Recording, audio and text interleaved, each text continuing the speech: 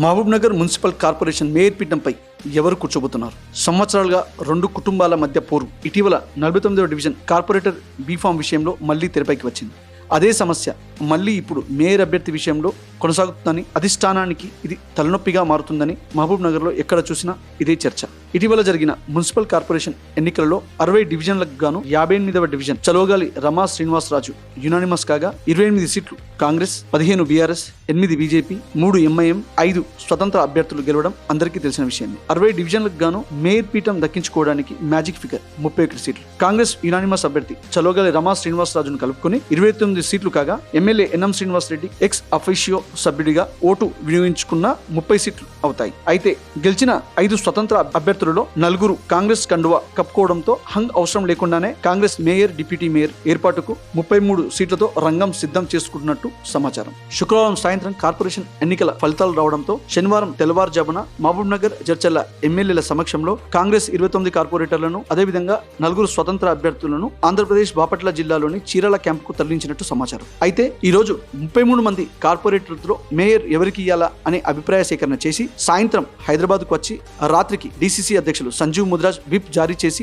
రేపు ఉదయం direct Mahabubnagar municipal corporation ఆఫీస్కు వచ్చి మేయర్, డిప్యూటీ మేయర్ కు సమ్మతి తెలిపే అవకాశం ఉందని విశ్వసనీయ సమాచారం. మేయర్ అభ్యర్థి సెలక్షన్ విషయంలో ఎమ్మెల్యే, కాంగ్రెస్ పెద్దలు సామాజిక కోణం, సీనియారిటీ, భవిష్యత్తులో ఎమ్మెల్యే, ఎంపీ ఎన్నికలను దృష్టిలో ఉంచుకుని నిర్ణయం తీసుకుంటారని సమాచారం. మేయర్ అభ్యర్థులలో మొదటగా వినబడుతున్న పేరు ప్రసన్న ఆనంద్ కుమార్ గౌడ్. క్రిటికల్ సమయంలో కాంగ్రెస్ పార్టీలో చేరి ఎన్ఎం శ్రీనివాస్ రెడ్డి గెలుపులో ముఖ్య పాత్ర పోషించడం, అదేవిధంగా ప్రసన్న ఆనంద్ కుమార్ గౌడ్ ఇద్దరికి కౌన్సిలర్లుగా, ఆనంద్ కుమార్ గౌడ్ కి చైర్మన్ గా అనుభవం వీరికి ప్లస్ అయ్యే అవకాశాలున్నాయి.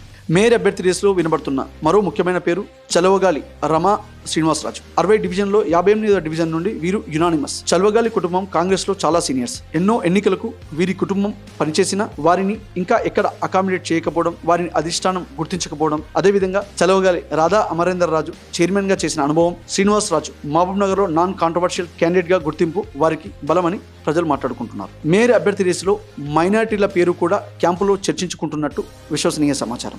మైనార్టీల్లో కొందరు బీసీఈ కింద రావడంతో పార్టీలో సీనియర్ మైనార్టీ లీడర్ గా పార్టీకి సేవలు అందిస్తున్న సిరాజ్ ఖాద్రీ పేరు వినబడుతుంది. దాదాపు 15 ఏళ్లుగా పార్టీకి సేవలు అందిస్తున్న పార్టీలో ఇంకా గుర్తింపు రాకపోవడం, మహబూబ్నగర్ కార్పొరేషన్ లో దాదాపు 50,000 పైన ముస్లిం ఓట్లు ఉండడంతో సిరాజ్ ఖాద్రీ సతీమణి పేరు కూడా మేయర్ రేస్ లో ఉన్నట్టు తెలుస్తుంది. మేయర్ రేస్ లో వినిపిస్తున్న మరో మైనార్టీ లీడర్ షబ్బీర్ అహ్మద్ 3 పర్యాయాలు కౌన్సిలర్ గా గెలిచి 4వసారి కార్పొరేటర్ గా ప్రజల మన్ననలు పొంది గతంలో వైస్ చైర్మన్ గా చేసిన అనుభవం, నాన్ కాంట్రవర్షియల్ లీడర్ గా ఆయన పేరు కూడా తీసుకున్నట్టు సమాచారం. అయితే మైనార్టీలకు మేయర్ పీఠం ఇస్తే పాలమూరులో బీజేపీ బలపడే అవకాశం లేకపోలేదని విశ్లేషకులు అంటున్నారు.